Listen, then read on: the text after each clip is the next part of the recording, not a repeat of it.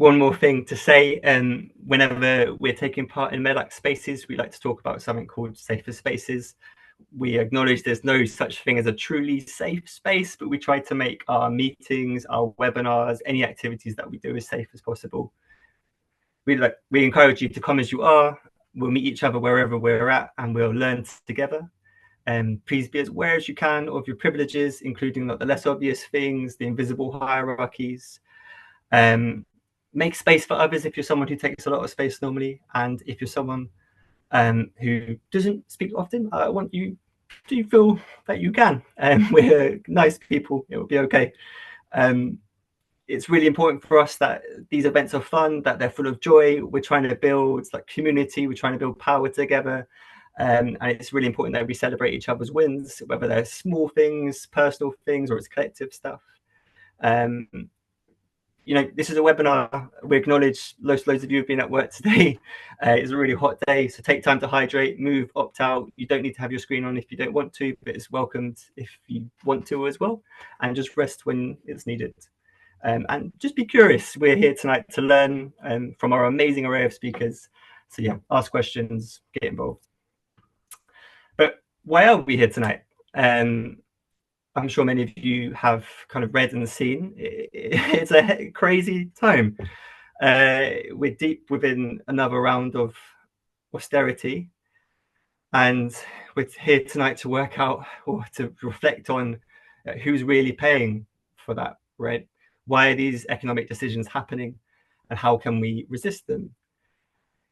We are MedAct is primarily a charity that concerns itself with the health community, and as a health community, we witness the impacts of these changes, and our voice and our power is so fundamental and vital to build resistance and to shape the alternative structures. So we're here tonight to not panic, but we're here to organize and to learn. But you're not here to listen to me. Importantly, I'm so excited. We've got 3 phenomenal speakers tonight. We've got Dr. Sam Perlow-Freeman, a research coordinator at Campaign Against Arms Trade. We have Mikey, the Social Security Policy Officer at Disability Rights UK. And we have Dr. China Mills, the head of research at Healing Justice London, where they lead the Deaf by Welfare project. We'll hear from each speaker for about 10-15 minutes. So if you have questions as we go along, please just pop them in the chat.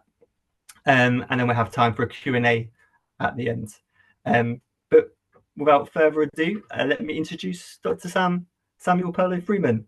So Samuel Perlow-Freeman is the research coordinator at the Campaign Against Arms Trade. They research the UK arms industry, the arms trade, the political influence of the arms sector. They've worked on arms trade issues as a researcher and activist for almost 3 decades now, primarily with the Campaign Against Arms Trade, but also with the World Peace Foundation, the Stockholm International Peace Research Institute, and in academia. They've been published widely on military spending and the global arms industry. So we felt at MEDAC there was no one better or more qualified to give us an understanding of why we are where we are. So I'm going to stop sharing my screen and I'm going to hand over to Sam. Thank you very much.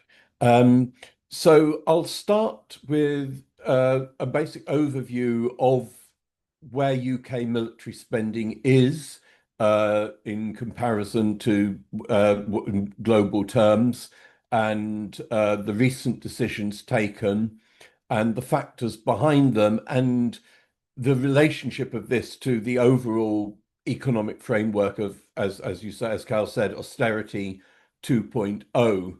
And then I'll talk a bit about why I believe that this decision to focus on increasing military spending is a bad idea in all sorts of ways. China and others, of course, will talk about some of the specifically devastating impacts on vulnerable communities in medical terms.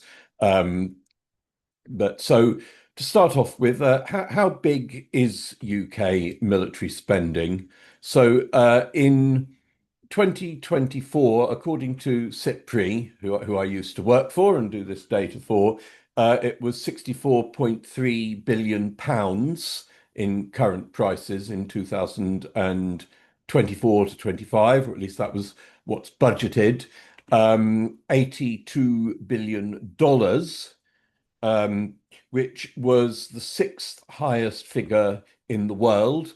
Of Western European countries, it was second highest after Germany, who has been increasing military spending very rapidly. They spent $89 billion in 2024. Um, Germany used to be, as a share of GDP, one of the smaller spenders in Europe. But in response to the invasion of Ukraine, they've done a complete about turn and have been pumping huge quantities of money into the military. They voted a couple of years ago a dedicated €100 billion fund to be spent over 4 years for extra arms purchases. And this is bringing them up towards the NATO target of 2% of GDP. But the UK certainly is the second highest spender in Europe, not counting Russia, and one of the highest spenders as a share of GDP at 2.3%. The countries that have higher shares of spending in GDP are the ones that are on the border of Russia, like Poland and the Baltic states, and Greece, who's always had relatively high military spending due to their ongoing territorial disputes with Turkey. Um, so it's already starting from quite a high base. And what the government announced well, prior to their spring statement, is that by 2027 to 28, so 2 years from the fiscal year that's just recently started, they will reach 2.5% of GDP. The NATO minimum target, remember, is 2%, so they're wanting to go way over above that. Um, and of course, as I'm sure you're all aware, to fund this, they announced an equal cut in overseas aid spending of 0.2% of GNI, gross national income, a slightly different measure to GDP, but almost exactly pound for pound, moving from overseas aid for the most vulnerable worldwide to military spending. Um, the UK, as I say, has always had relatively high military spending among European countries, despite until recently it being a rather peaceful region. And that is because the UK still maintains these delusions of post-imperial grandeur, of being a world power, of being able to send aircraft carrier groups to the Asia Pacific, supposedly to show China what's what. I think really for China to laugh at, given how relatively small a force it would be and how far from home and supply lines in the event that, God forbid, there was an actual war there. And of course, the UK maintains nuclear weapons, which are grotesquely expensive and even more grotesque morally, as I'm sure that you're all aware, at MedAct. So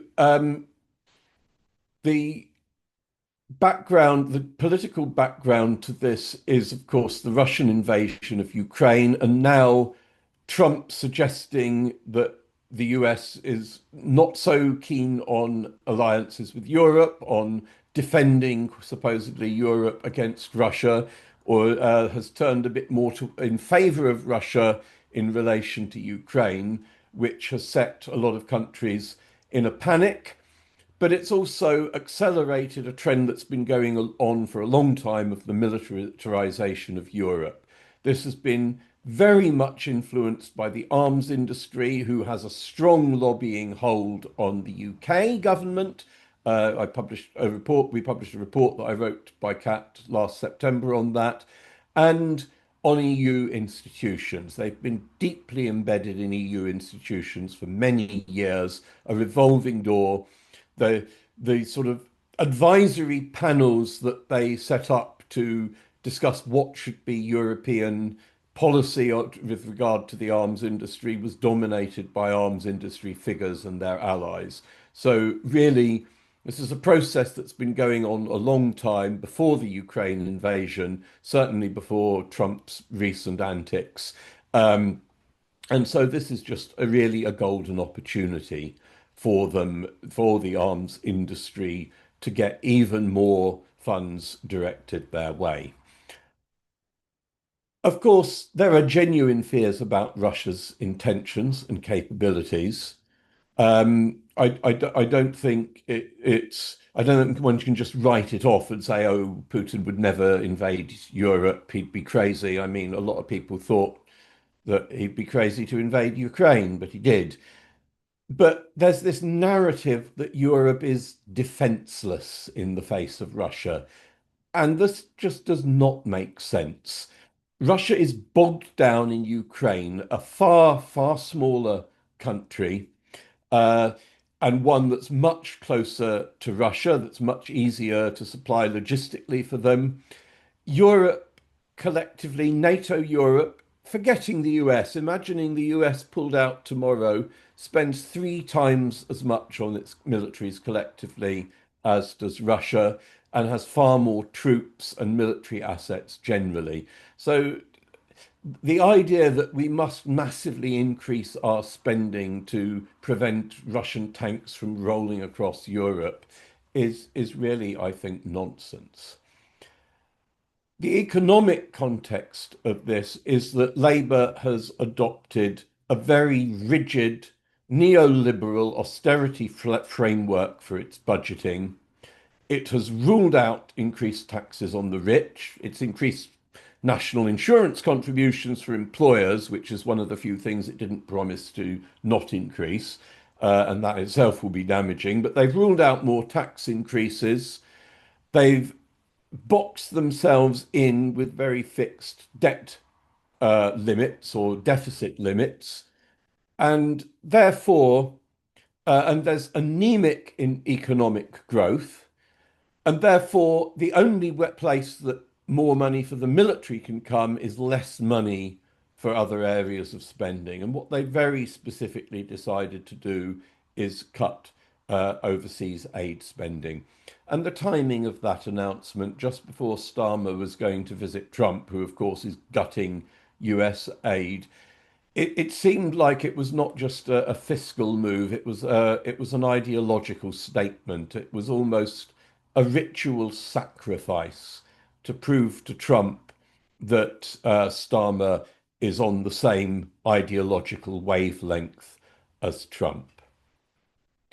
Now, the government will have you believe that as well as being necessary for defence, which, as I've said, is highly dubious, that this is going to spur some sort of economic renaissance. It's going to create thousands and thousands of jobs. And of course, spending on the military does create jobs, but any government spending creates jobs. Spending on health, education, clean energy, infrastructure, all creates jobs. And all the evidence from the United States and more recently in Europe by a report by Greenpeace on Germany, Italy, and Spain is that per £1 million or euros, you get more jobs from investment in green energy and especially health and education than you do in the military. They also claim that it's going to be some sort of technological powerhouse. But really, the military is a user of technology, technological innovation from the civilian sphere in IT and communications and electronics. It's really the civilian sphere that's the driver of most innovation. And the military then takes advantage of that.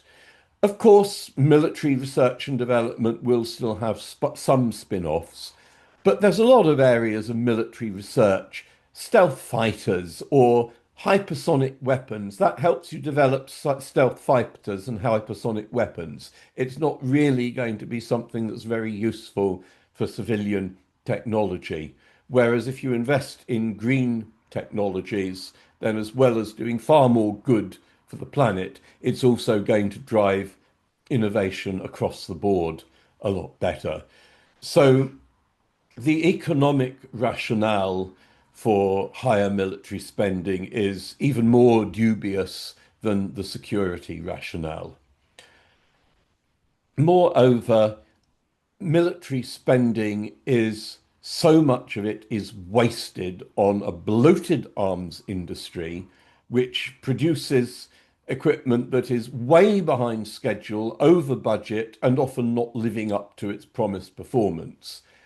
They spend on stuff that is geared more to what the arms industry wants to produce and will gain most profits from than even to what is actually most useful militarily.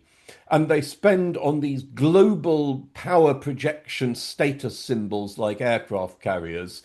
And the thing that they've been falling behind in and are now going oops about is the sort of stuff that would actually be like, artillery or air defences that would actually be useful for if there was ever, God forbid, a conflict in Europe. So it's Greenpeace Europe produced this report on Spain, Germany, and Italy. Sorry, responding to a note in the chat. Um, so the likelihood is that if, as military spending increases, waste is going to increase as well. We're going to get more white elephant projects that make arms industry shareholders very rich. Their stock prices are soaring. But really, this is what they tell every other department that, well, you shouldn't be asking for more money. You should be spending what you've got better. And there's absolutely nowhere where that is more genuinely true than in so-called defense. So really, if we're worried about Russia, then let's actually stop feeding the arms industry these bloated profits on gold-plated projects that often fail and are way behind schedule and aren't even very useful to what the armed forces might need to do. So I think that's probably enough from me as a sort of brief introduction to the economics and politics of it. So I will pass on to the rest of you.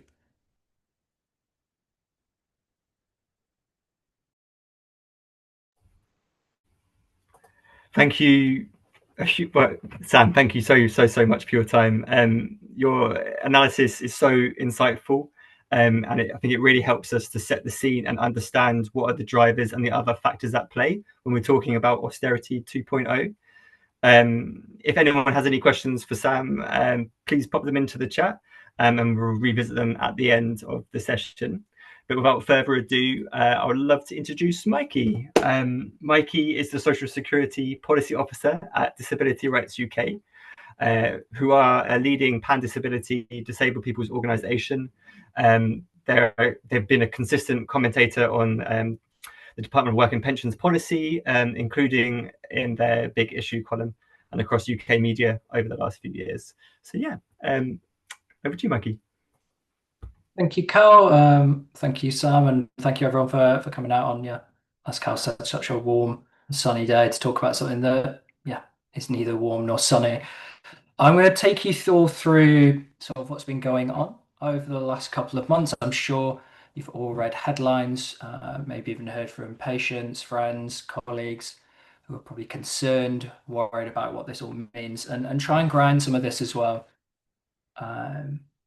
In a way to move from what Sam has been saying about what we do spend our money on into why we don't spend money into this area and ground it in a bit of history around austerity. But to sort of start at the start, I guess it's important to be really clear about what is happening. And what is happening is the Department for Work and Pensions, that is responsible for our benefit system, has decided to, in its words, reform it. And it's going to do this via what is called a green paper. And for anyone who doesn't work in policy like I do and has potentially more free time and what some people would say a life, a green paper is a document that lays out changes that the government want to make in a certain policy area. Right? It's the first step in changing the way things are done. And ultimately, green papers and a lot of our parliamentary processes are meant to be open to discussion and consultation. This one isn't. The government, for this green paper, a lot of the changes that we will see that are going to have the most significant impact, ones that I'll get into a little later, but the headline changes of ending the work capability assessment, making the PIP assessment harder and a gateway to accessing universal credit health, freezing and reducing universal credit health, and narrowing, and this is something that I think has been picked up most, the eligibility for PIP daily living, those are all not being consulted on. Those are all things that essentially, as of June, MPs will be asked to vote on and approve of so that they can start happening in 2026. As someone who works at a disabled people's organisation, I'm very used to, and lots of my colleagues and friends are used to hearing about cuts and the sort of ministerial posturing around how there is a moral duty to cut the benefits bill or the benefit system. Honestly, I think for us, the excitable reporting around the Green Paper in the last couple of months has been pretty disheartening, very frustrating, and sad, ultimately, to see almost a gleeful response, right? That tough decisions have to be made, and the government's going to do that. But you do have to put them in the wider context of our history as disabled people. I mean, any scholar, right, of disabled people in our history or our movement is going to tell you that these proposals to limit what we as disabled people get from the state are nothing new. Ellen Clifford, author, trailblazer really for our movement and activist in her book War on Disabled People, made really clear that ever since the Beveridge Report, right, the foundation of a lot of the things that people see as the welfare state and how it should work, disabled people were excluded, right? We weren't in the first issue or first edition of that report. We had to fight to be included and are being supported via those changes post Second World War. And to be honest, even as times have changed, much of the explicit discrimination that government feels comfortable to dole out comes from the absorption of that, from the understanding that disabled people are fringe to the rest of society, that we are in some way different. And what that really means and what that is in practice is the continued prevalence of a model of disability called the medical model of disability. And obviously, here I'm talking to people who work in medicine and healthcare. And it's important to understand that the medical model is very, very damaging in how you understand disabled people in our lives and what we might need. So the medical model understands disability as an individual's issue. The medical problem, impairment, long-term health condition that you have, that is in some ways needed to be changed, prevented, cured, or contained. The issue for disabled people is you as a disabled person and what the government sees as, making you different from non-disabled people. Obviously, that model is not something that we follow at DRUK or within our movement, but seeing disability in this way allows civil servants to still view public services like the benefit system almost akin to handouts. We have a benefit system because people are disabled, not because we've built a world that means that disabled people are systematically excluded. It's almost akin to charity, right? And so those in the highest office of government see the problem that they need to address as disabled people rather than the barriers that we would experience, the exclusion that we face. We're sort of a scapegoat in this way for a failing economy, or as already has been laid out, a desire to find more money to pay for other things. Obviously, we as a community deserve improved opportunities, and in some ways, employment does bring that. But fundamentally, no one's worth, right, is dictated by whether or not you access paid work. But realistically, without the prevalence of the medical model, why else would the Chancellor feel the government feel comfortable to say that the government needs to get a grip on the rising welfare bill? Who would we say that about if the problem wasn't disabled people? And I think the last thing, sort of in the understanding the narrative, is that this medical model also really does rely on denial of our experiences as disabled people.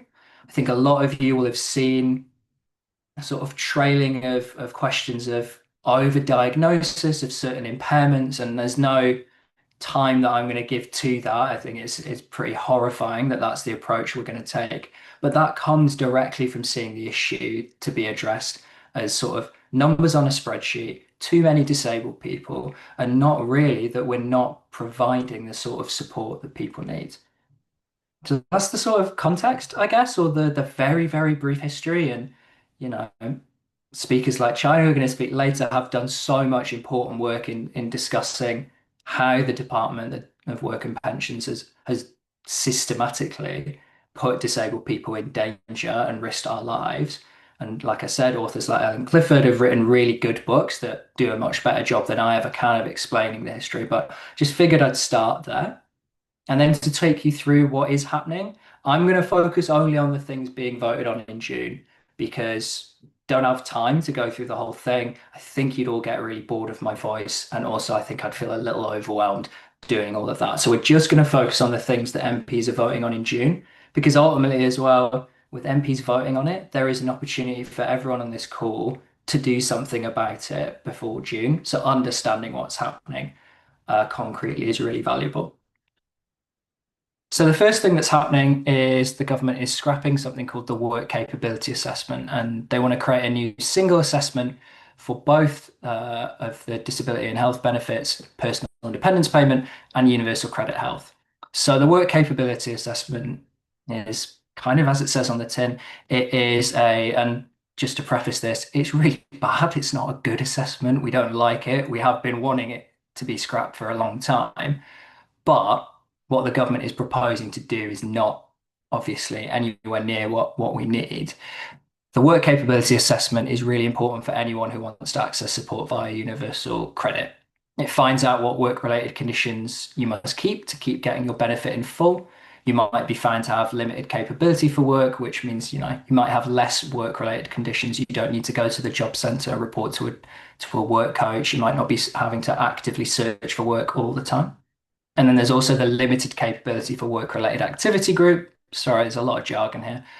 But that assessment, you won't have any work-related conditions applied to you, and you'll be also entitled to a sort of extra amount of money. What the government says it wants is a new system where your eligibility for any financial support for health conditions is assessed by a singular assessment.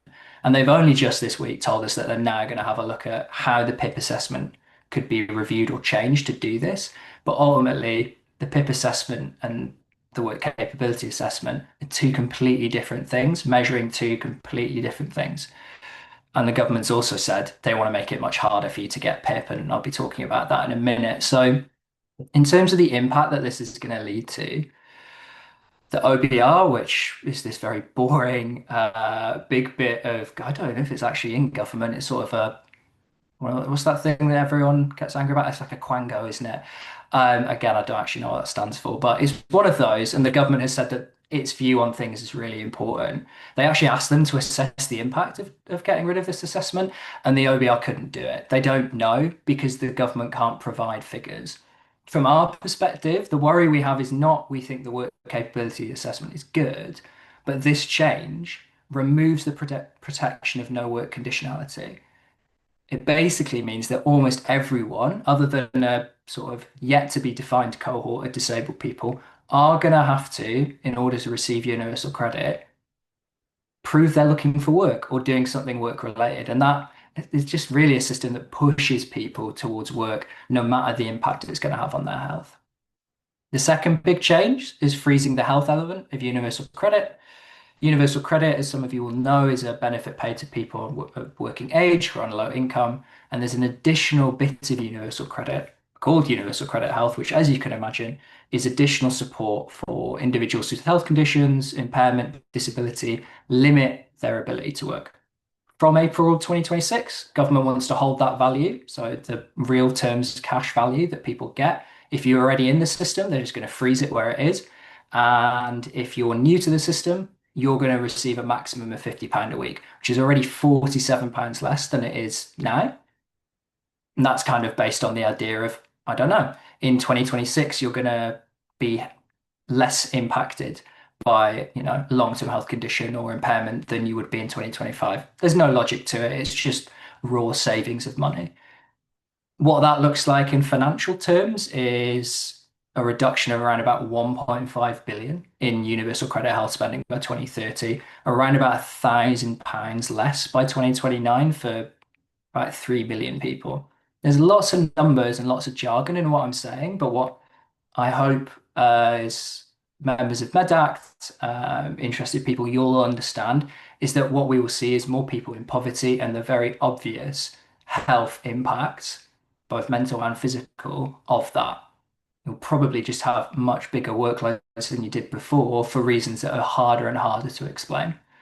And then the change that is probably dominating the news cycle is the change to PIP daily living. So personal independence payment, PIP. Some people call it PIP, but I think that's one of those where you've never said the acronym out loud or the word out loud, and then you do.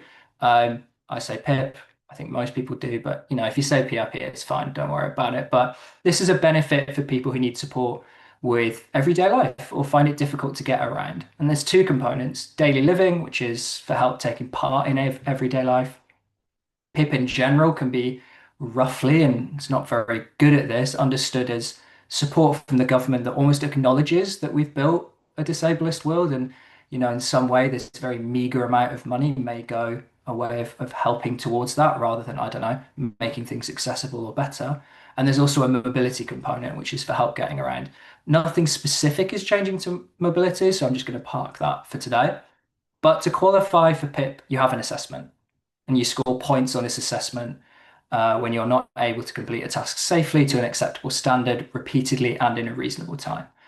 And so from November 2026, the government's saying you need to score at least 4 points from a single descriptor to qualify for the daily living component.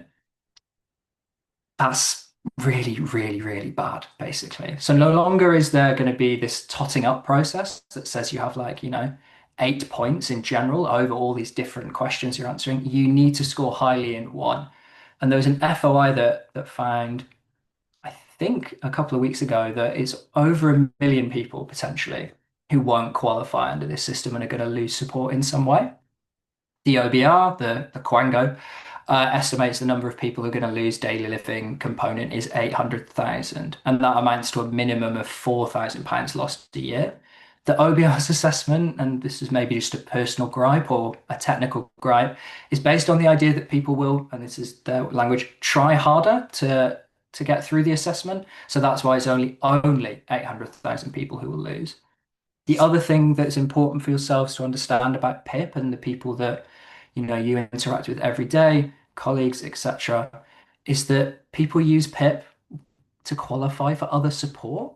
You won't get carers allowance if you don't qualify for PIP. You won't get other bits of universal credit if you don't qualify for PIP. So people are going to lose lots and lots of money with the obvious impacts of that.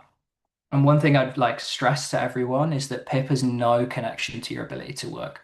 PIP, as I said, is a benefit paid to you in or out of work that has no relationship in some ways for your ability to work. I know a lot of disabled people who rely on PIP to work. Not that that then makes it valid, right, for them to receive PIP, but it's just important to have that in your mind.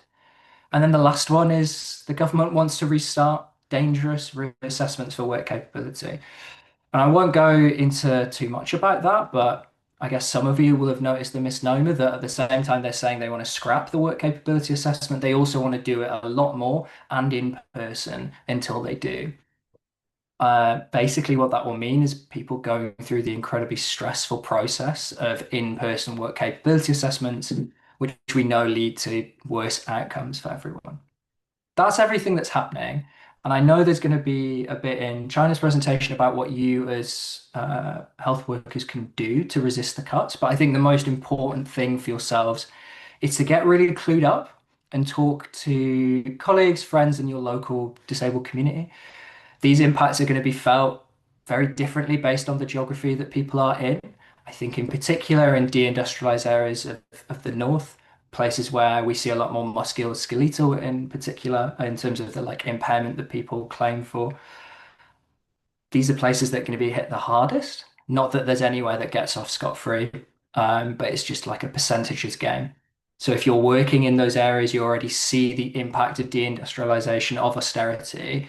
Those people are going to face an even tougher time, and your role as a health worker is potentially to support them and validate their concerns. And I guess a plea from me would be to, and this is not to say anyone specifically does that, but to see your role not as a gatekeeper for support, not as an arbiter of someone's experience, but someone working through something with someone else. I was reading through some of the guidance that you get given by the DWP, and I'd say, I can't tell you what to do, but I don't know if that's the best possible guidance for making sure this system fairly supports people. In terms of upcoming things to do, in some ways, we are blessed by the fact that MPs are really scared of getting emails, which I didn't think until I started doing campaigning on this was actually true. I've been told by quite a lot that basically the more things in their inbox on a topic, the more likely they are to do something. And You know, you're all hopefully by having been able to get on this Zoom fairly technologically adept. There are lots of template letters you can use, lots of things to do to write your MP, tell them that you as a health worker are concerned, worried about what this will mean for your community, either where you work or where you live. Do that sort of stuff. There is a demo happening on the 21st. Well, not a demo, it's a mass lobby, which some of you will have come across from other campaigns recently. I was literally in the lobby today for a different mass lobby, or present at a different mass lobby is the right way of phrasing that. And being involved with that, considering if you could come down or support, or if there's someone that you know in your workplace, in your community who would want to come and talk to their MP, this is the right time to be doing that sort of stuff. But there are lots and lots of other things you can do. And like I said, I think the most important thing is to be in solidarity with the disabled community and see that as solidarity not based on you as a health worker understanding the medical model of disability, but you as a health worker understanding the social model, the one that addresses that disabled people are disabled by society itself and nothing to do with us. But that's where I'm going to park it.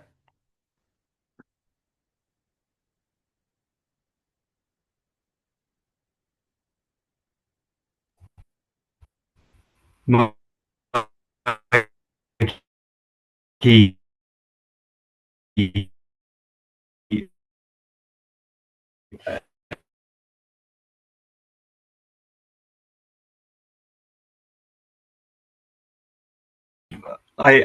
speechless. It's always been an honour to hear your analysis, your reflections, your thoughts. I know that's going to be the case for everyone in the audience tonight as well. If people have questions for Mikey, please do. James has shared a link there to the Mass Lobby event that Mikey was talking about in the chat there as well. So without further ado, I'm going to hand over to China Mills, Dr. China Mills, who leads the Death by Welfare Project there, violence for over a decade. So yeah, over to you, China. Thank you so much, Callum. Thank you, Mikey. I've actually slightly hurt my neck from just nodding to so much nodding in agreement with you. And I think this, probably complements what you've said actually, but you just explained that so clearly. And that's pretty hard with a system that's designed not to be, it's designed, part of its violence is how opaque and difficult to navigate it is. So I really appreciate the clarity you brought to that. I think also I really agree with you here on there's a real sort of tension around holding what's new and what's intensifying in terms of what the government propose, alongside really understanding those longer histories and deeper roots of it. And I'm going to share screen. Hopefully you can you see that? Yeah. Because linked to that kind of longer piece. Yeah. Even the title of this session shares a title of something that's really significant. And perhaps that's just it's a coincidence, but it's also really interesting, right? And it reminded me then of in 2011, the Mental Welfare Commission for Scotland published a report called Who Benefits? And it was an investigation into the death of someone who's never been publicly identified, but who's known as Miss DE and who died by suicide in 2011.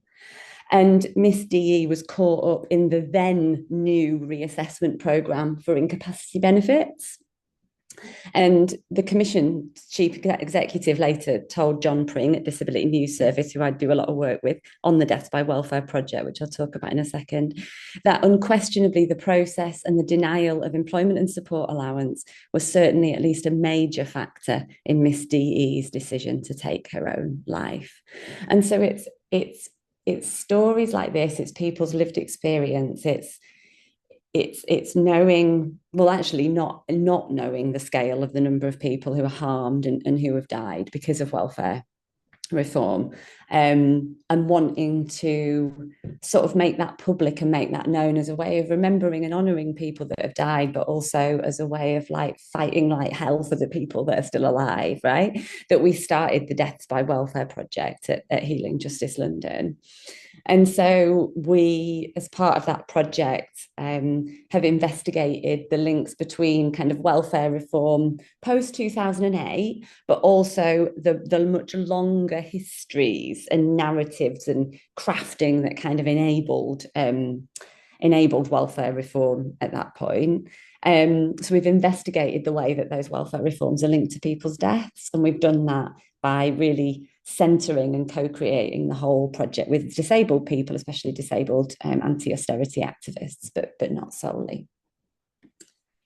And one of the key things that we've done as part of the project, and we've done this with my kind of co-creator and dear friend John Pring at Disability News Service, and also many other amazing folks, including the brilliant Ellen Clifford. So it was lovely to hear you talk about Ellen, Mikey from Disabled People Against Cuts, DPAC. We created a website which you can access, just called deathbywelfare.org, which is sort of like a timeline or an archive or a database, which allows you to almost see how the introduction of certain policies, particular narrative crafting, etc., links to people's deaths. You can actually do that connection, and it's made up of largely well hidden but publicly available documents like coroner's reports, prevention of future deaths reports, etc. So it kind of, we built it as a tool, a resource for people to use as a tool for disability justice, I suppose, and for tracing some of those kind of slower, more bureaucratic forms of violence, which, you know, these reforms are designed in a way to make it really hard to sort of evidence cause and effect. And I think it, you know, we wanted it to be a tool that would speak to that and help us kind of navigate that. I'm going to talk about some of the key learnings and how it relates to what we're talking about today. So one of the things I think is really important, and I think, Mike, you've already touched on this, is the way that the government frames certain groups as a burden, as like an economic burden. And this isn't always only disabled people. Other folks have shared this, have been framed like this over history in different ways. So this framing of being sort of undeserving of welfare or of care, and that the way that burden framing is used to justify dismantling social safety nets and diverting public resources away from poor people, especially racialized and disabled people, and certainly undocumented folks, asylum seekers also. And that renders those groups, then it makes them kind of disposable to further like mass disablement and also to premature death. And so I suppose one of the things that we feel comes across really strongly from the deaths by welfare work is that these sort of disproportionately distributed harms and premature deaths are a feature of the welfare state and the state more broadly. They're not a bug. So it's not necessarily flaws in something, it's part of the foundations of the state. And I'll talk a little bit more about that in a minute, because that has really kind of thinking about that and wrestling with that has big impacts in terms of what we might want to do. It shapes action, perhaps in slightly different ways. And I think it's really important to say that being made to feel like a burden, you've been told that by the state, is a really key pattern in a lot of people's suicides linked to welfare. A lot of people talk about that in terms of their experience of suicidality. It's named in people's suicide notes. This is something really visceral that people feel and live, and they're told that. It's not just the way they think, you know, that they're being told that by the media, by the state. And something that has always really struck, really, I don't know, I've learned an awful lot from working with Rick Burgess, who, among many things, is part of Manchester Disabled People Against Cuts. Missed out an important word there. In fact, one of the co-founders of Manchester DPAC. And Rick talks, and many others do too, about this being a democide. And he talks about that as almost like a mass manslaughter. So it's not so much killing people, but taking away the necessary elements that a human needs to survive, subjecting them to absolutely inhumane conditions cumulatively. So you take away their benefits, you subject them to oppressive assessments, you demonize them in the press. That cumulative piece is so important, I think, especially with how long austerity has now been going on. And Rick says you do that for years, repeatedly. Well, it was 14 years into the process when I spoke to Rick. He says that's not an accident, it's not a fad, it's a cultural democide against a demographic, and that demographic is disabled people and benefits claimants. And Rick is also really, like, I think, sharp in his analysis of linking this also to the way that asylum seekers and undocumented folks have been framed in similar ways. And actually some of that framing predates the way that welfare reform has impacted disabled people. This was kind of starting to happen in the early 90s. And yeah, like I said, I think this shifts as it can shift our energy, or maybe we just have multiple tactics, right? It doesn't have to be one or the other. But if we see some of these things, this violence as part of the foundations, like baked into the state, it shifts perhaps where we might want to put our energy than if we call these things flaws or mistakes, which tends to then channel our energy into sort of making tweaks to or tinkering at the edges of a system that's inherently pretty violent. And so I think a really key part of this is this sort of cover story as some people as a burden. It's used to justify abandonment, lots of different forms of abandonment.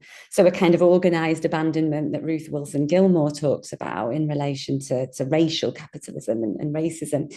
And also, I think, an extractive abandonment. And I'm thinking about that particularly from the brilliant book Health Communism by Beatrix Adler-Bolton and Artie Vierkant, but others have talked about this too. And this is the idea then that people who cannot work are essentially abandoned by the state. They're classed as a burden, but they're still a source of profit for private companies. So there's still a profitability to this framing through medical testing care, medical services, etc. There's a profit to disablement, and we totally see that in terms of ongoing conflict, the ongoing genocide in Gaza. There are profits to this sort of disablement. And I think sometimes it's really helpful to just give this a name and talk about a really specific example of this. So in terms of thinking about what that looks like in real time, in the UK, since the sort of the early 90s, if not before, there's been a real insidious influence of the private insurance industry in terms of benefits assessments. So companies like Unum, Provident Insurance have long been advising the UK government on how to reduce the number of claimants of kind of long-term sickness benefits. Mo Stewart's work on this is a brilliant does a brilliant job of kind of explaining and tracing some of this. And you can trace, different advisors from Unum who have then served on the DWP. And there's so many sort of insidious kind of links. And actually our Deaths by Welfare timeline has a lot of this on it in terms of tracing this. And here, then, you see these ideas of malingering, and that is a quote, and informing benefit and ideas about benefit fraud being used to justify the involvement of the private insurance company, essentially to cut down on people claiming disability benefits. Is really, really clear.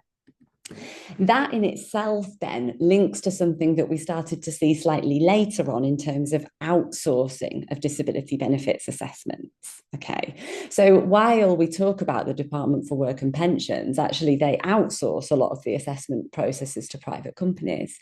So in 2023, the government awarded 5 companies kind of big contracts to carry out disability assessments, and that was worth more than £2 billion, taking us from 2024 to 2029. And one of those companies is Serco. And they were given $338 million contract, okay? And we might know Serco for other reasons. So Serco reports that it's provided services for Israeli naval projects, for example. Serco runs immigration detention centres in the UK, so Yarl's Wood and Brook House at Gatwick Airport. Sites where like violence and harm and suicidality are like designed into those infrastructures.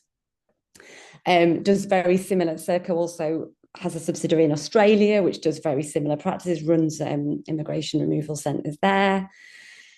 And I think, when I spoke to Ellen Clifford about this, she made a really important point about how what this kind of outsourcing does is it has the effect of massively reducing transparency. So it allows the government and the DWP to avoid accountability for wrongful assessment decisions and punitive processes. They can kind of offload that through that outsourcing process.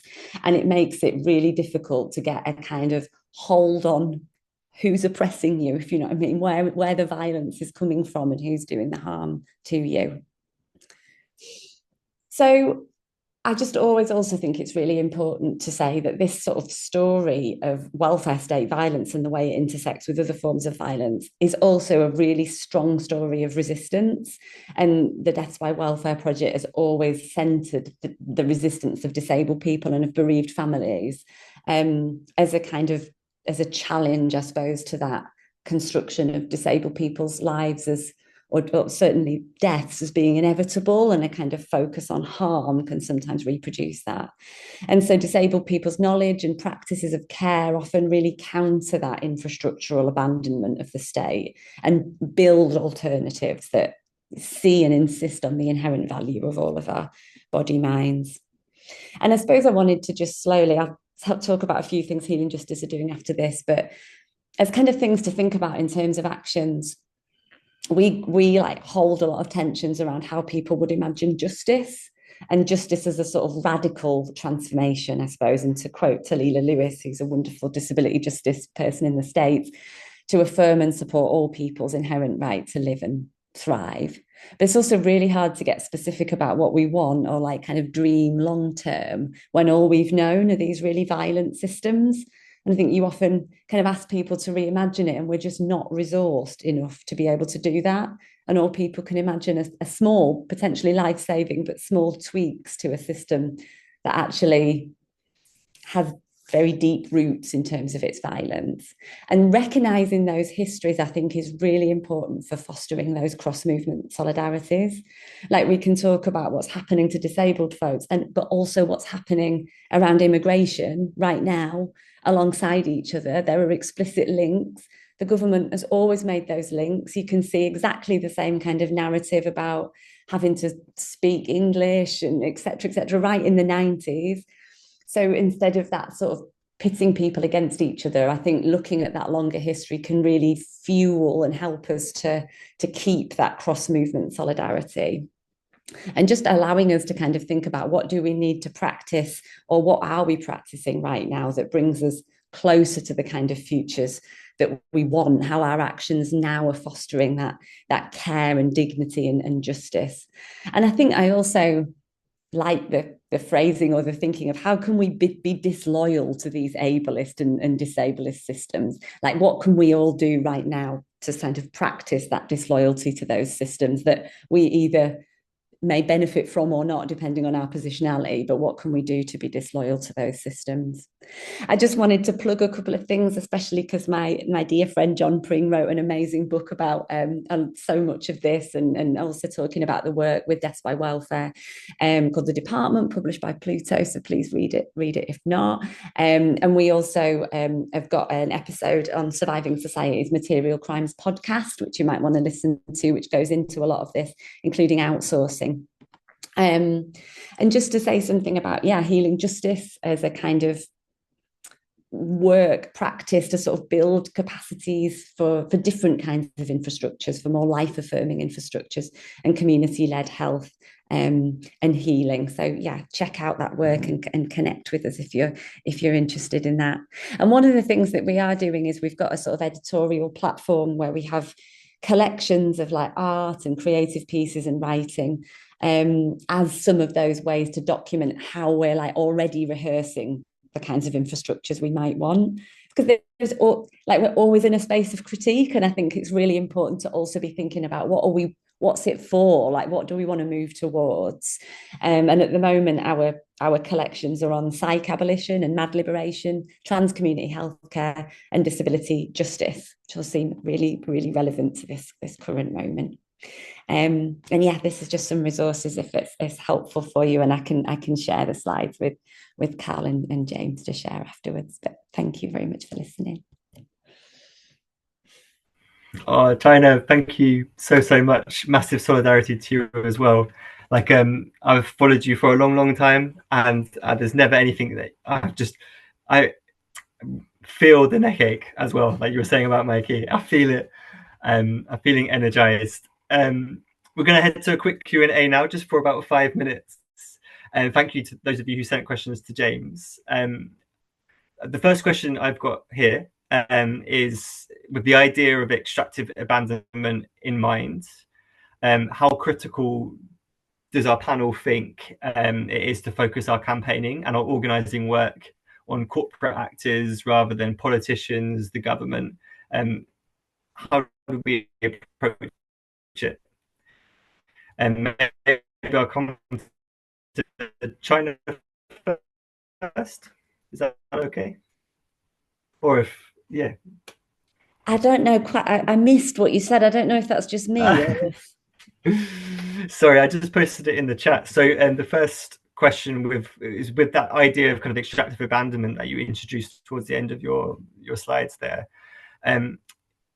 How critical do you think it is that we focus our campaigning kind of on the corporate actors or the political actors, or are we missing the boat entirely by framing it in that way?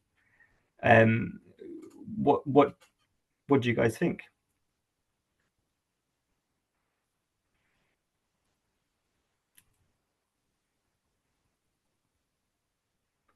It is a really tough question.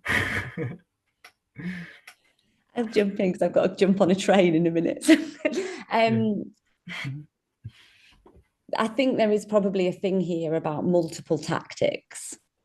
But I think knowing the role of corporations is really important here, and of outsourcing and of, because I think sometimes there is a focus on politicians or on policy or on the government while overlooking that kind of bigger piece about the profitability of this thing. And the profitability of disablement and harm isn't something that we always kind of talk about or understand, I guess. So, yeah.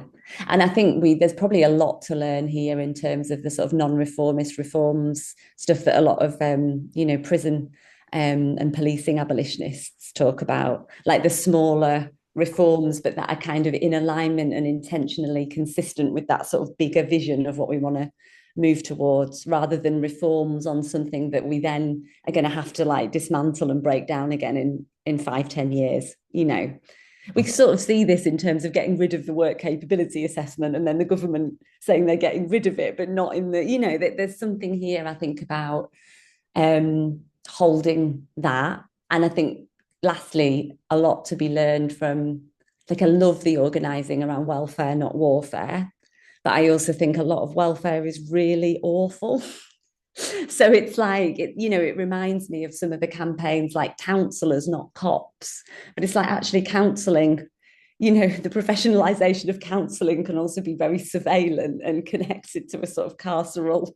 So I think we have to know what we're moving towards as well as what we don't want in that kind of organising. Thank you so much, China. Sam, do you want to cut in? Yeah, I think it's a very good question. I'd say very much both, but we also need to recognize in tackling both governments and corporations about just how closely intertwined the two are.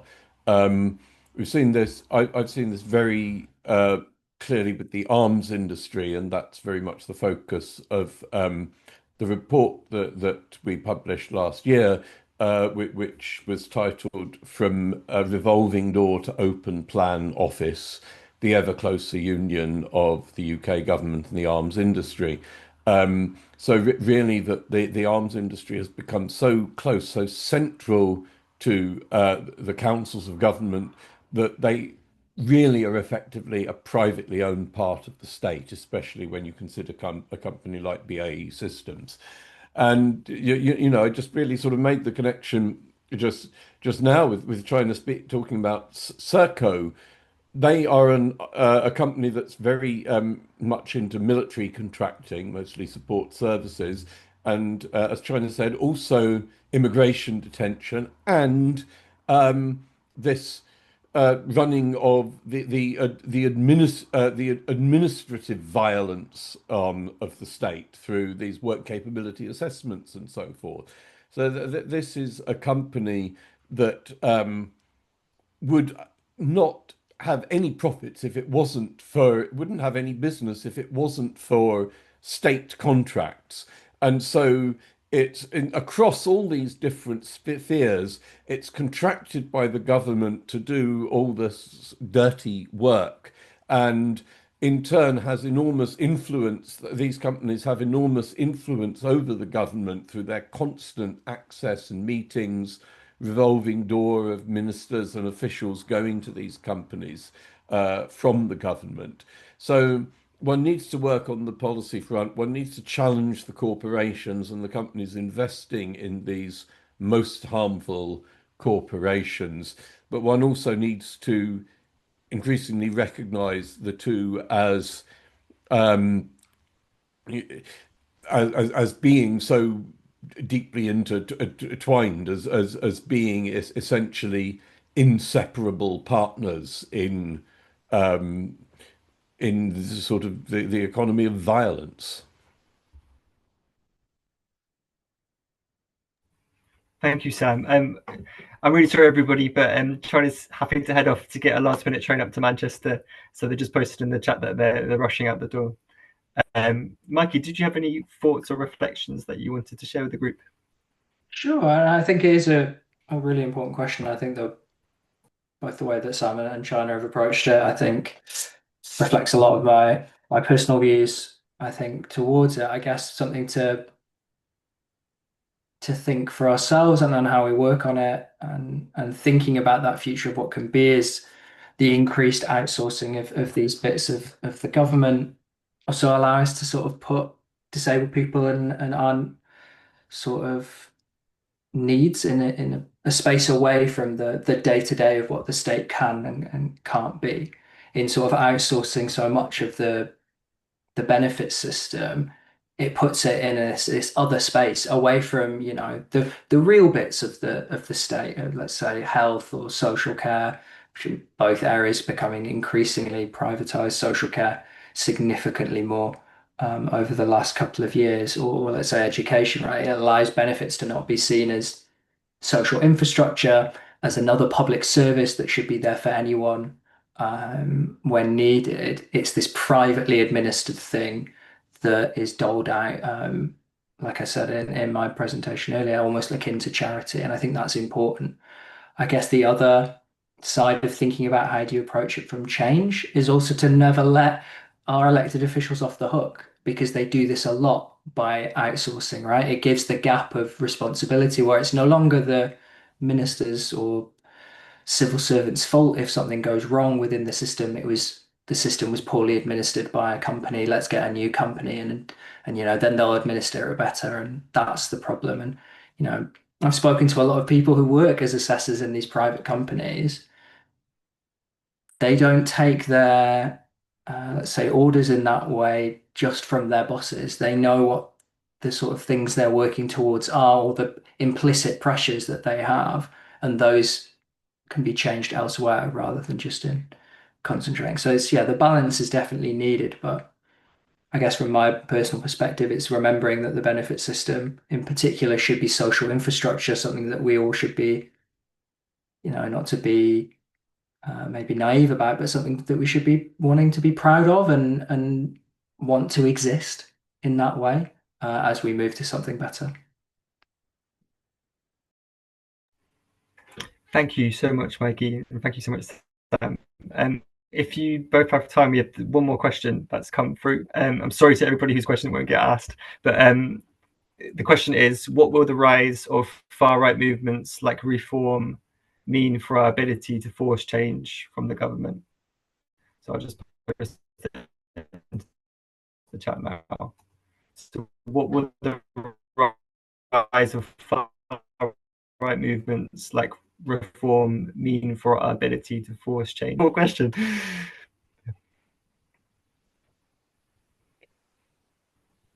Well, I can. Oh no, Sam, you got a thought. the government really has a choice, and at the moment they're making their choice pretty clear. One way is to seek to get back Reform voters by aping Reform policies, and we know that doesn't work. but it's what they're trying to do because they haven't got any other ideas. The other is to actually follow policies that will improve people's material conditions, of ordinary people through, health and education spending and including better conditions for disabled people and their families and so forth are actually quite a significant proportion of the population. This is something the government does not want to do because they're not willing to increase taxes on the rich and or increase deficits or print money or any of the other ways of funding it. So if enough people, though, can make noise, if they see that their policy of vaping reform is not succeeding enough, if enough people can make enough noise and make it clear that we're taking our votes elsewhere if the current Labour government continues on this course, then, well, that's going to make an awful lot of, I don't know about the leadership who seem just so ideologically committed to their current direction, but it's going to make an awful lot of ordinary Labour MPs who would like to keep their seats increasingly restless, as they're already becoming, a lot of them over disability benefits, for example. And the only hope is that for them to demand, because they are under so much public pressure, for an actual fight back against reform and the far right, which involves making people's lives better. So I think in that sense, the rise of the far right gives an opportunity, but only if there's enough pressure and only if this leads to average Labour MPs who so far have been very, very loyal to and fearful of the leadership to actually turn around and force their leaders into change. Yeah, and I've got nothing more to add beyond what Sam has said. I think, it's almost impossible to comment from a policy at DIUK perspective on what, let's say, a reform government would do because they've barely published anything, right? The only things we know is that the things that they've said publicly would suggest big cuts, threats to our rights as disabled people, and a lot of the dangerous stuff we spoke about in the reforms of the Green Paper that they would want to do more. And there'll be a lot of alarm, I think. Just reading here is their manifesto had around about 2 explicit mentions of disability. Not that a party's manifesto is the only thing they'll ever do, but it's sort of indicative of our position within it. I guess to echo what Sam said, the worry and the impetus to campaign strongly and to come together is that at the moment the government has sort of signaled that when they feel pressure politically, they pull on the same levers that governments have in this country for years and years, and that is cutting benefits and punishing the poorest in society. And so, as Sam has already said, that impetus is there for us to all consider how we get something different out of that sort of commonly tread path. Thank you so much, Mikey. Thank you so much, Sam. I think that's going to have to be it for Q&A, just because of time.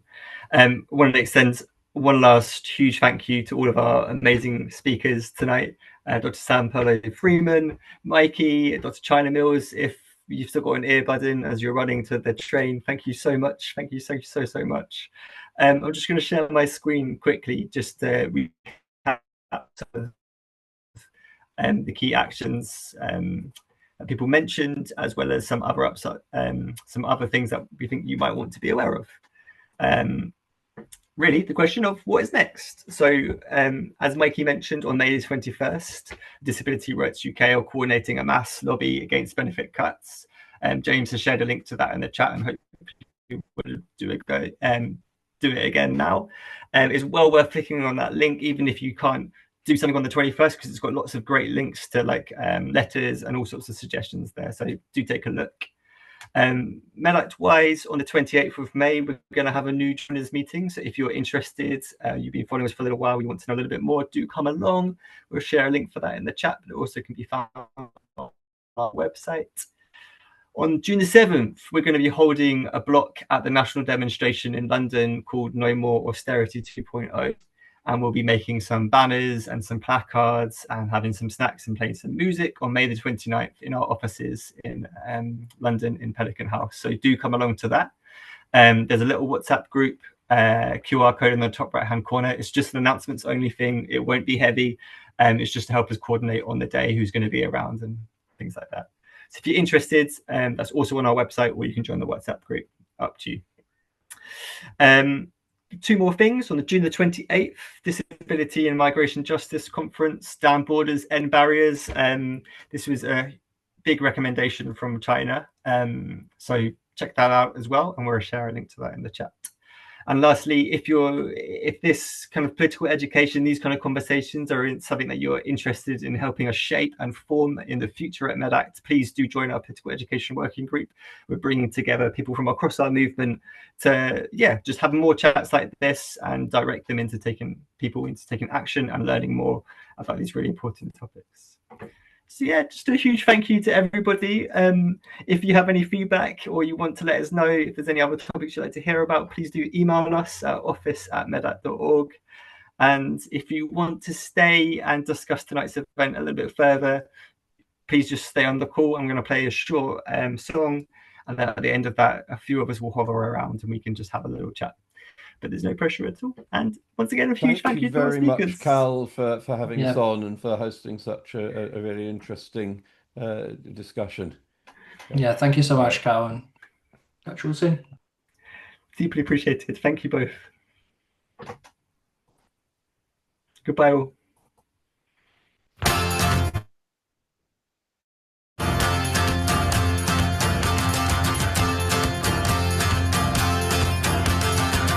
Down the stairwell, I tripped on my feet. My heart got untied and laced with ennui. Dear Mr. Shoemaker, make me some cleats. How it'd be lovely to step on my dreams. I see, it's too true to believe. You were just lying next to me. Hear it all in my love, forget. See it all the same. See it all the same. What you saying that I can't hold on? Would I love you if I let go? What you saying that I can't move on? Would I love you if I let go? See, in the way of the poorest, the lowest are lovely and only defined. See, in the way of the future, the way of the story, the way of the times. Up is the way that I wanted to see. For as the good nightmares I was bereaved. Dear Mr. Sandman, please give me some sleep. How it'd be lovely to have all my dreams. I see, it's too true to believe. You were just lying next to me. Hear it all, but I forget. See it all, say. But I forget, see it all say. What you say, but you can't get on. Would I love you if I let go? What you say, but you can't hold on. Would I love you if I let go? I see in the way of the poorest, the lowest are lovely and only defined. See in the way of the future, the way of the story, the way of the time.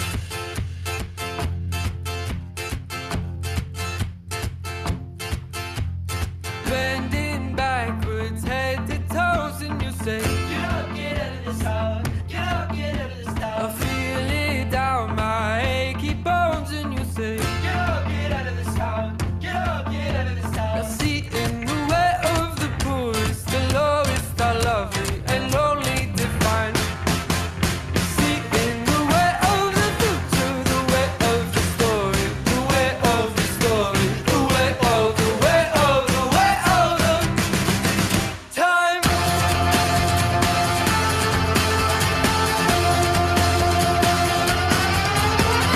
Hear it all in my love, forget. See it all the same. Hear it all in my love, forget. See it all the same. What you saying that I can't hold on? Would I love you if I let go? What you saying that I can't move on? Would I love you if I let go? See in the way of the poorest, the lowest are lovely and lovely divine.